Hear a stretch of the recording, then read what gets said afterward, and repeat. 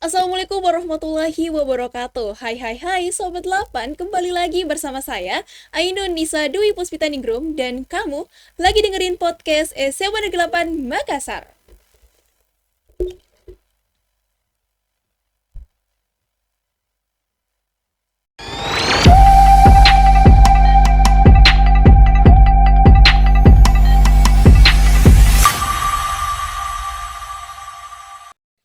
Hai Sobat 8, terima kasih sudah mengklik video ini dan pastikan kamu nontonin sampai habis ya. Kembali lagi di podcast SMA Negeri 8 Makassar edisi Ngopi, Ngobrol Pintar. Wow, jadi di hari yang luar biasa saat ini tentunya saya tidak sendirian saja, namun saya sudah ditemenin dengan narasumber saya yang sangat luar biasa yang sudah ada di depan saya saat ini. Beliau merupakan seorang guru sosiologi di SMA Negeri 8 Makassar. Selain itu, beliau juga merupakan seorang penulis buku dan editor Busang Inovator Pendidikan dan buku antologi puisi Suara Spasi. Selain itu, beliau juga merupakan ketua umum dari Asosiasi Guru Penulis Indonesia periode 2021 dan 2026. Tanpa berlama-lama lagi, langsung saja kita sambut. Inilah dia narasumber kita yang sangat luar biasa hari ini, Pak Ardi Ali SOS MM. Aduh, sampai salah sebut nih saya, Pak. Maaf ya, Pak. Sakit Halo. semangatnya. Iya, betul. Sakit semangatnya nih ditemenin dengan Bapak hari ini. Halo, Pak. Gimana kabarnya hari ini? Ya, alhamdulillah baik Ananda. Wow, luar biasa. Ngomong-ngomong lagi ada kesibukan apa nih, Pak, hari ini? Ya, alhamdulillah pada hari ini sesuai dengan rutinitas biasa. Saya ngajar tadi di kelas 10 Merdeka 6 dan 10 Merdeka 5 itu mata pelajaran sosiologi. Wow, luar biasa. Nah, Sobat 8, fun fact dari Pak Ardi nih sedikit ya. Ternyata beliau ini merupakan seorang mantan ketua OSIS di SMA Negeri 4 Makassar. Betul, Pak? Betul, betul. Wow, luar biasa. Tidak hanya itu, beliau juga merupakan seorang mantan Paskibraka Sulawesi Selatan tahun 1997. Wow, luar biasa. Tidak sampai situ lagi nih, Sobat 8. Beliau juga ternyata merupakan kepala sekolah dari SMA Islam Terpadu Rafasyah Baitul Makmur. Betul. Wow, luar biasa sekali nih ya. Sangat produktif sekali guru SMA Negeri 8 Makassar yang satu ini. Nah, baik. Mungkin Pak Ardi mau menyapa-menyapa dulu nih murid-muridnya yang dari SMA Rafasyah juga. Ya, betul. Baik, terima kasih. Selamat siang para pendengar yang budiman dan penonton yang simpatik dari Ektol, sebuah transformasi digital yang sangat luar biasa dari SMA Negeri 8 Makassar, dari spot Mangerangi 2, nomor 24, kampus SMA Negeri 8 Semandal bisa memiliki podcast ya yang sangat Betul. luar biasa. Salam kenal semua para penonton yang budiman dan anakku sekalian, serta para pendengar maupun yang menyimak dari live dari kegiatan pada sore Betul. hari ini. Iya, luar Assalamualaikum biasa. warahmatullahi wabarakatuh. Waalaikumsalam warahmatullahi Ya. wabarakatuh. Baik, Sobat 8, hari ini saya dengan Pak Ardi akan membahas seputar literasi sesuai dengan judul di podcast kita kali ini, di episode kali ini yang headline-nya itu meningkatkan literasi bangsa guna menerangi jalan menuju masa depan. Wah, luar biasa. Karena Aji Mumpung nih, Aji Mumpung beliau ini merupakan seorang penulis buku juga. Baik, nah sebelum itu Pak, saya mau sedikit cerita nih. Tadi malam kan saya sempat mencari informasi ya terlebih dahulu terkait tentang literasi di Indonesia. Dan saya mendapatkan suatu fakta yang menarik dan juga cukup mencegangkan dan juga memprihatinkan menurut saya. Ternyata headline-nya tuh gini, top 10 skor literasi membaca tertinggi menurut PISA tahun 2022. Dan ternyata tetangga Republik Indonesia menempati peringkat pertama, Pak. Nah, buat yang belum tahu, PISA itu adalah Program for International Student Assessment yang merupakan studi untuk mengevaluasi pendidikan yang diikuti sekitar 80 negara dan salah satunya itu adalah Indonesia, Pak.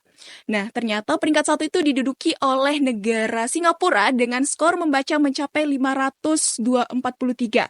Sedangkan Indonesia ternyata menempati peringkat ke-10, Pak, tapi dari Dari bawah. bawah, ya Betul betul. sekali. Artinya Indonesia ini berada di peringkat ke-70 dari Ya, 80 negara. ya. Nah, tidak sampai situ saya kemudian mencari informasi lagi, kemudian saya juga mendapatkan menurut UNESCO Indonesia. menyebutkan bahwa ternyata literasi membaca di Indonesia itu masih sangat memprihatinkan, yang dimana menurut data dari UNESCO, minat membaca masyarakat Indonesia itu hanya mencapai 0,001% saja. Artinya dari 1.000 orang, hanya 1 orang saja nih Pak yang rajin membaca. Wah, sangat memprihatinkan ya menurut saya ya. Nah, saya ingin bertanya Pak, menurut Bapak, faktor apa sih yang dapat menjadi sebab rendahnya minat membaca di Indonesia atau minat literasi di Indonesia?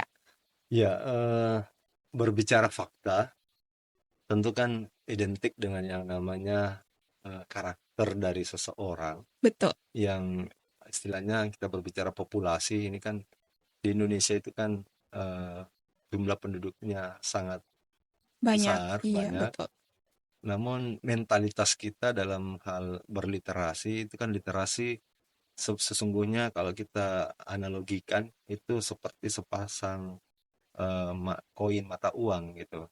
Jadi yang di depannya itu adalah membaca dan di baliknya itu adalah menulis Betul. atau sepasang sejoli ya yang menulis dengan membaca. Nah, kenapa sampai angka-angka yang tadi disebutkan bahwa Indonesia itu masuk dalam deretan yang terendah itu ya karena memang giat membaca kita itu sangat minim gitu. Betul. Jadi kita hanya lebih kepada melihat dari berbagai sumber, tidak melihat textbook atau buku-buku yang kita baca. Ini kan buku itu umumnya terbagi dua gitu, ada yang fiksi dan ada yang non fiksi. Non-fiksi. Jadi memang bukan hanya di kalangan akademisi, tetapi semuanya merambah gitu, merambah mulai dari kalangan pelajar dan masyarakat itu lebih kepada literasi yang sifatnya hanya menonton saja gitu, tidak tidak mengupas secara detail seperti apa substansi dari literasi itu sendiri, Betul. karena literasi kan sesungguhnya itu adalah penggiatan menjadi generasi literate. Betul. Iya, luar Jadi biasa. memang memang animo untuk membaca itu kita si minim karena cuma melihat kulit luarnya saja gitu. Mungkin kalau kita Betul. melihat buku itu lebih kepada Sampulnya ya, sampulnya covernya saja. terlebih dahulu. Ya, kemudian tidak mencoba untuk mencari tahu apa sih sebenarnya substansi dari buku ini. Padahal hikmah atau pembelajaran yang kita dapatkan ketika kita ingin membaca ya ibarat pepatah, membaca adalah membuka jendela dunia. Betul sekali. Seperti Iya, luar biasa. Nah, saya setuju nih, Pak. Dan menurut saya ya, kebanyakan juga orang itu masih menyempitkan makna dari literasi itu sendiri. Kebanyakan orang itu berpikir bahwasanya literasi hanya sekedar kemampuan membaca dan juga kemampuan menulis. Kemampuan yang dituntut untuk jago mengeja dan juga jago membaca. Padahal kalau menurut saya sendiri, literasi itu lebih dari kemampuan itu. Jadi, literasi itu adalah kemampuan kita menyerap informasi dan mengelolanya sehingga dapat bermanfaat bagi kehidupan kita sehari-hari. betul sekali. Nah, betul. Nah, bagaimana sih pandangan Bapak terkait dengan generasi muda saat ini dalam hal berliterasi? Jadi untuk PR untuk generasi muda sehingga penggiatan literasi ini bisa lebih masif. Betul. Sebenarnya memang kembali kepada mentalitas seseorang. Kemudian saya merefleksi yang zaman kita dulu sekolah. Dulu itu masih giat-giatnya bapak dan ibu guru itu menyuruh kita untuk aktif di kelompok 5 remaja. Kemudian yang kedua ada juga kelompok mading. Hmm, Mungkin juga ada wartawan sekolah, wartawan sekolah. Ya itu sudah mulai tergerus oleh zaman, digantikan dengan konten-konten yang sifatnya tidak digital. digital ya, Iya, artinya dia tidak bisa untuk mentransformasikan yang bisa saja kan ini misalnya mading atau majalah itu kita bisa digitalisasikan. Ya, betul. lahirlah sebuah produk namanya majalah digital. Itu kan sebenarnya banyak sekali Banyak sekali aplikasi-aplikasi yang bisa nambah pengetahuan anak-anak didik untuk bisa membuat majalah digital. Gitu. Jadi memang sih sebenarnya harus lebih giat. Kemudian untuk pelajar memang harus sering-sering mengikuti workshop-workshop, Betul. kemudian BIMTEK atau kompetisi-kompetisi menulis sehingga apa eh, Yang dapat mendorong kemampuan ya berliterasi sehingga kita. Betul. literasi ini bisa meningkat gitu Betul dari sekali. jadi literasi media ya. Ya, jadi memang banyak banyak cara untuk bisa untuk menggiatkan ya yang namanya literasi di generasi muda baik itu pelajar mahasiswa. Sebagai contoh kami di Agupena itu di Asosiasi Guru Penulis Indonesia kami punya cara tersendiri untuk menggiatkan literasi yaitu dengan membentuk forum komunikasi pelajar dan mahasiswa namanya Simpul Pena. Jadi kami bentuk simpul-simpul, inilah yang menjadi mercusuar, yang menjadi pendorong sehingga pelajar dan mahasiswa ini bisa saling bahu-membahu untuk menggiatkan literasi gitu. Jadi Betul. mereka melakukan sebuah kegiatan dan paling tidak kami memberikan target one year one book. Dalam 1 tahun mereka harus melahirkan sebuah buku. Ya salah satunya Hmm, bukunya sudah ada di sini. Ini namanya Suara Spasi. Ini gabungan dari pendidik, dosen, pelajar, pelajar SD, SMP, SMA. Ini dengan antologi puisi mereka mencoba untuk menuangkan tulisannya dan puisi dalam bentuk puisi, maka lahirlah buku Seikat Pena Inspirasi. Dan wow, ini luar biasa. ini tips untuk apa seorang penulis, marilah menulis dengan menulis, memulai memulai menulis dengan menulis gitu. Jadi Betul. sebenarnya persoalan membaca dan menulis ini memang dua hal yang tidak bisa dipisahkan dan memang saling terkait. Nah, muara dari literasi inilah yang bisa meningkat kalau eh, angka membaca atau volume membaca kita itu meningkat juga. Betul. Ya, nah tadi kan Bapak sedikit penyinggung terkait teknologi ya Pak. Dan betul banget, aku juga setuju terkait tentang teknologi memang mempermudah kita untuk untuk mensaring informasi-informasi gitu. Nah, namun yang menjadi tantangan di era yang serba digital saat ini tuh tentunya kan berbeda ya Iya, tantangan antara generasi Z sama generasi Bapak. Kalau dulu mungkin generasi Bapak hanya tantangannya itu bagaimana cara kita untuk meningkatkan minat dan baca kita. Tapi di sekarang itu sudah ditambah lagi sudah ditambah lagi dengan tantangan literasi digitalnya, Pak. Betul sekali. Nah, tentunya kan kalau kita berbicara mengenai literasi digital, gadget itu selalu membuat kita terlena. terlena, Nah, betul. yang menjadi tantangannya itu adalah bagaimana caranya supaya kita bisa memilah informasi tersebut, mana yang bagus, mana yang sampah, mana yang fakta, dan mana yang dusta. Iya, Ya, yang ingin aku tanya ini, Pak, iya, betul. bagaimana sih cara yang strategi untuk bisa meningkatkan minat baca masyarakat Indonesia, khususnya nih generasi Z saat ini yang Generasi minat Z. bacanya itu sangat kurang karena adanya teknologi yang makin membuat orang itu terlena. Jadi berbicara untuk generasi yang terlena karena banyaknya informasi yang tersebar di sosial media. Sebenarnya saya juga pernah mengikuti Digitalent ya, di Kominfo. Kuncinya adalah bijak di dalam menerima informasi, Betul, bijak gitu.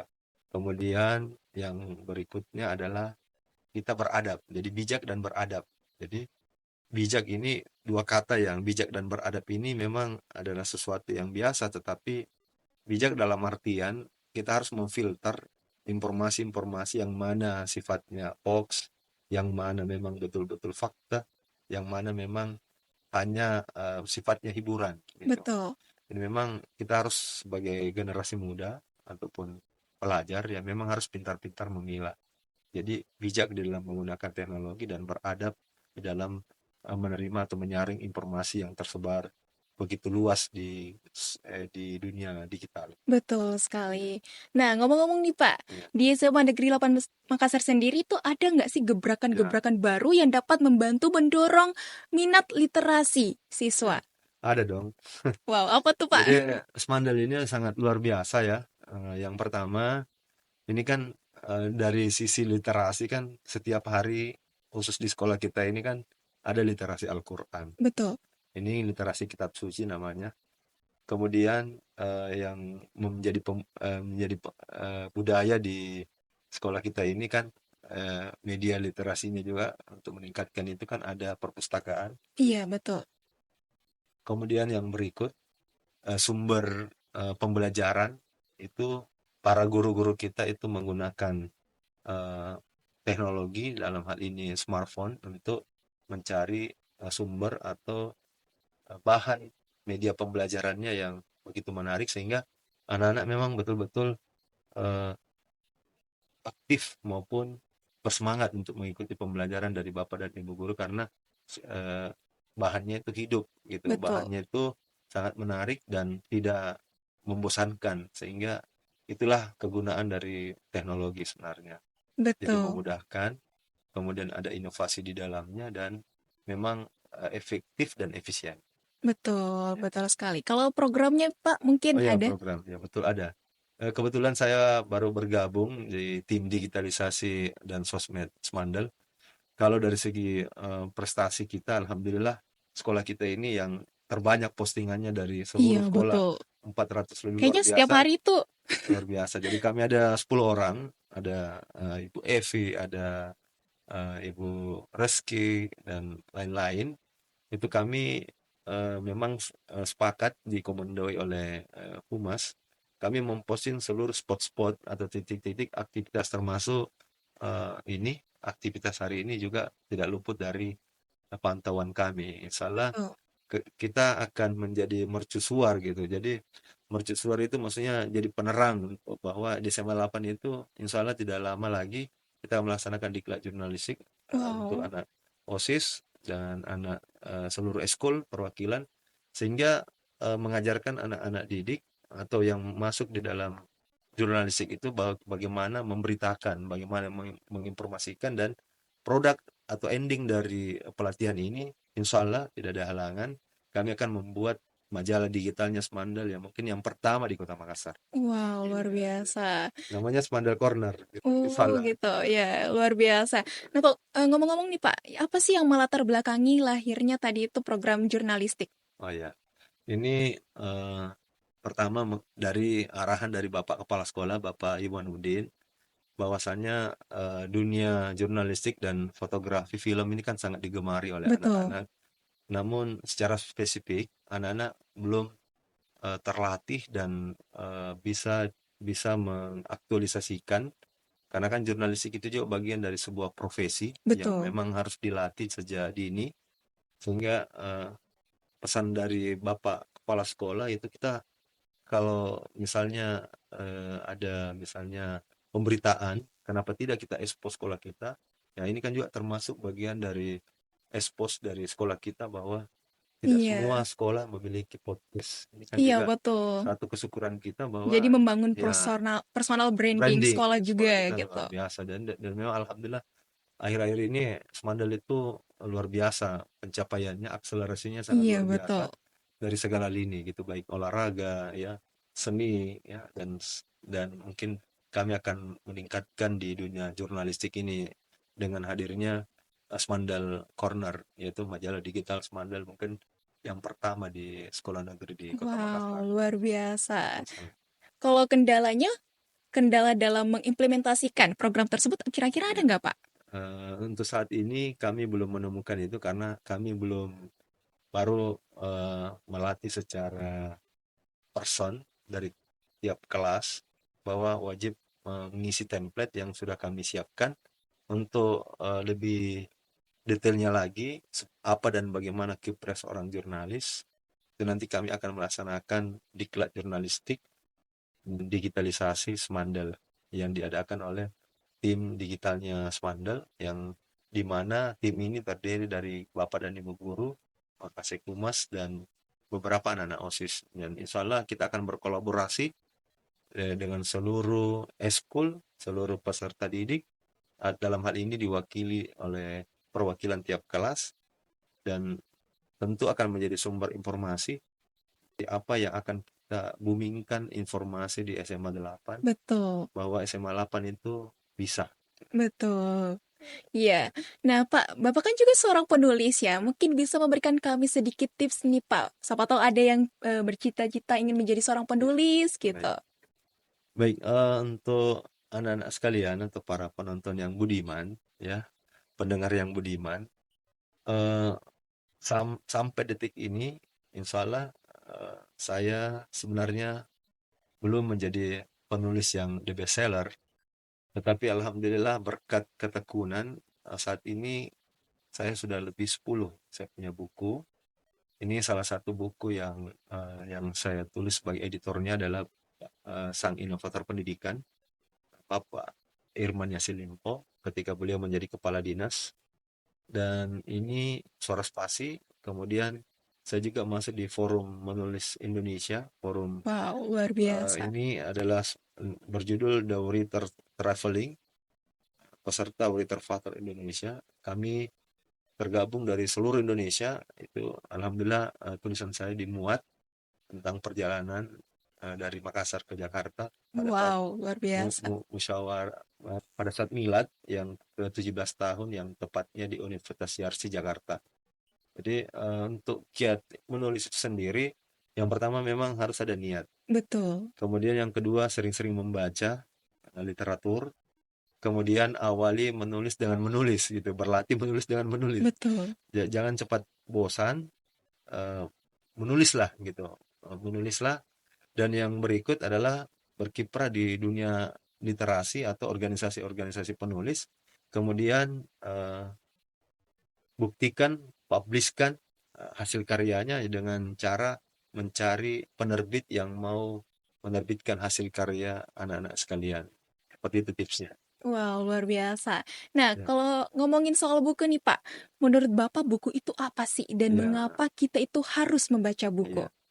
Kalau berbicara apa dan kenapa sampai buku itu, Ananda apa yang seorang filosof buku itu mengatakan bahwa jika ingin eh, hidup abadi, maka menulislah. Karena penulis itu hidup berkali-kali dan mati Betul. mati berkali-kali. Iya, betul. Kemudian kenapa sampai ada filosofi seperti itu? Karena di dalam tulisan kita ini, walaupun mungkin secara fisik nanti kita sudah tidak ada, tetapi ide-ide dalam buku ini akan abadi selamanya. Betul. Kemudian berikut, buku itu sebenarnya adalah, menurut saya adalah amal jariah, karena tentu ada orang yang membaca. Ketika orang membaca inspirasi yang kita keluarkan dalam buku itu, tentulah kita akan meraih namanya amal jariah. Karena amal jariah di sini adalah bagaimana membawa hikmah ilmu kepada publik atau orang banyak. Seperti itu. Betul. Ya, saya setuju banget nih, Pak. Karena memang menurut saya buku itu bukan hanya sekedar benda mati, bukan hanya sekedar bahan bacaan, tapi menurut saya buku itu adalah hidup dan dapat menghidupkan. Ya, Kenapa? Karena ketika kita membaca buku, tiga hal yang dapat kita dapatkan, tiga hal privilege yang dapat kita dapatkan dari membaca buku. Yang pertama, kita dapat mencerahkan orang lain, kita juga dapat menambah wawasan orang lain, selain itu kita juga dapat memperdaya orang lain. Betul sekali. Nah, Pak, ngomong-ngomong nih, mungkin apa sih hal-hal yang perlu diperhatikan ketika kita itu ingin menulis buku ya, sebagai pemula gitu? ya, baik. Eh, Kalau kita sebagai pemula ingin memulai menulis, yang pertama kita dulu melihat kegemaran kita atau hobi kita di mana gitu. Kalau berbicara buku kan itu secara garis besar ada dua, ada buku fiksi dan ada Non non fiksi. fiksi. Kalau eh, anak-anak atau para penulis pemula sering berimajinasi, misalnya suka membuat novel, berarti dia masuk kategori fiksi gitu. Kalau yang sifatnya serius-serius, misalnya membuat riset atau laporan hasil penelitian, itu sifatnya non fiksi gitu. Jadi fiksi di sini lebih kepada imajinasi atau misalnya itu puisi termasuk juga itu fiksi. Jadi dia tidak sifatnya ilmiah gitu, bukan dalam riset ya. Kemudian buku yang kita ingin kalau kita ingin serius, kalau memang kita suka di fiksi ya kita fokus di situ dalam Iya, ditekuni ya. istiqomah ya, kita istiqomah gitu. Dan jangan cepat puas dan jangan selalu mengatakan bahwa apa yang saya tulis ini tidak berbobot ya. Betul. Tetapi menulislah gitu. Saya kemarin terinspirasi dari buku yang kami bedah di channelnya Atira TV, bukunya Om Piring itu. Beliau mengalir gitu, beliau mengalir bukunya itu, Filosofi Teras, Iya, betul. itu dia mengalir gitu dan itu karena mengalirnya tulisannya Om Piring ini ya, digemari oleh para pembaca yang budiman, ya seperti itulah.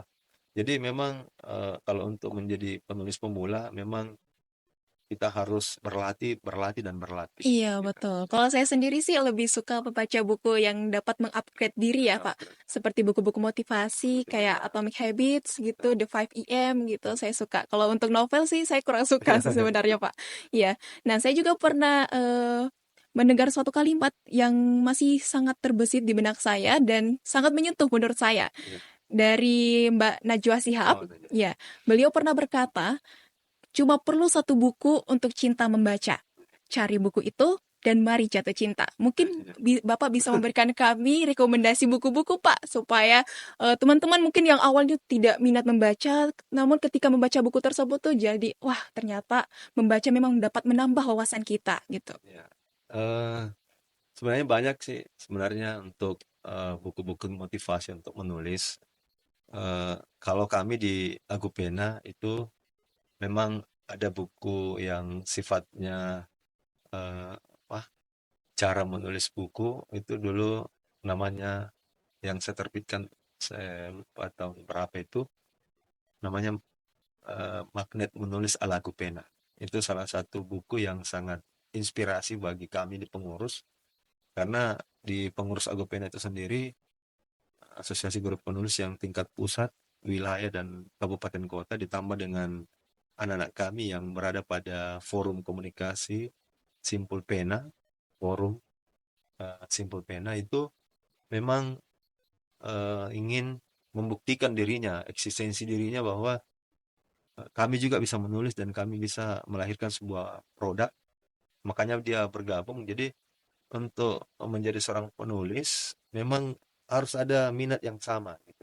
Betul, Karena mereka saling istilahnya memprovokasi dan saling menyemangati dan saling memberi gitu. Jadi mereka memang harus bersatu dalam sebuah forum karena minatnya sama untuk melahirkan sebuah buku. Jadi betul, untuk buku-buku motivasi kan sebenarnya banyak ya. Bahkan mungkin banyak di persebaran di internet, itu bisa kita lihat tips-tips ya, mungkin tipsnya mungkin lebih betul, kepada tips sehingga anak-anak itu bisa menggerakkan hatinya, pikirannya, bahwa suatu saat dan saya juga ingin menjadi penulis bestseller. Mungkin seperti yang eh, kita dengar atau kita tahu bahwa yang penulis terkenal novel itu mungkin Tereli, iya Terelie, yang bukunya Pulang itu kan sangat digemari oleh anak-anak muda gitu. Jadi memang buku fiksi ini memang lebih digandrungi daripada buku-buku yang non fiksi. Ya, betul.